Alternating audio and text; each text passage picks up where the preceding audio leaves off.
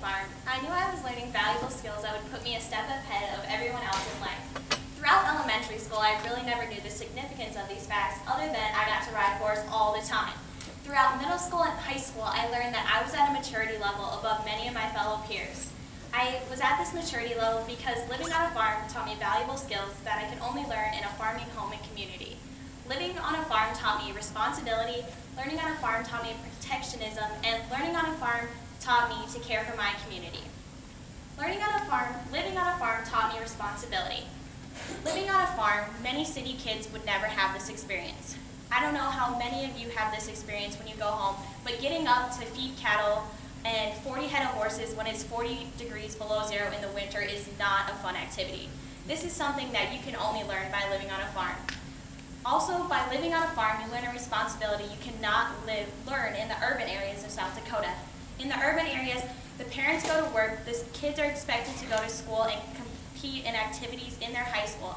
That is the same in rural areas as well, but we also are responsible for part of our family income.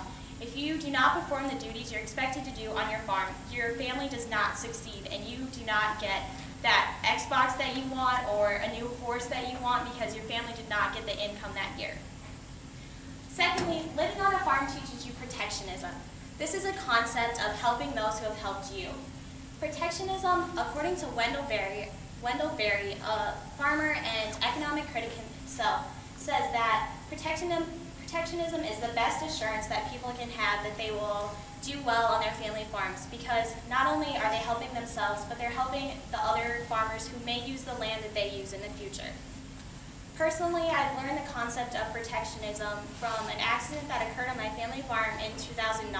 In 2009, my grandpa Matai, who is 67 years old, was involved in a four-wheeler accident as we were moving 800 head of cattle 4 miles to a new pasture. He rolled a four-wheeler, broke his hip and leg, and was in the hospital for over a month. The day he returned from the hospital, it was the prime of haying season. There was 22 neighbors, 10 tractors, 6 semis, and 10 balers ready to help my grandpa finish haying season.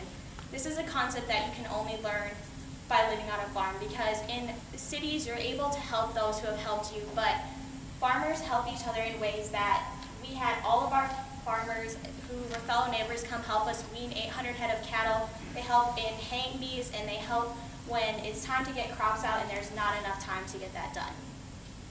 Living on a farm also teaches you to care for your community. The community you live in is responsible for some of the successes that your family has on the family farm. You, as a farmer, are responsible for crops which provide wildlife, and I don't know how many of you guys like to hunt, but I'm a very big hunter, and without the crops and wildlife, you would not be able to hunt. Caring for your community also comes in the form that the community that you live in produces and buys some of the crops that you are responsible for producing on your family farm. Homegrown markets are a prime example where cattle are taken that are butchered and crops that city individuals will buy that are responsible for what you produced on your farm. And as I said, living on a farm is something that you can only experience by living on a farm. It teaches you valuable skills that only a family farm and community will teach you. It teaches you responsibility, protectionism, and to care for your community. I encourage you all to add this to your bucket list before you die because not only will it teach you these 3 valuable skills, but it will put you ahead of everyone else that you're surrounded by. If you've been around a family that farms, you know that they're true, genuine-hearted people.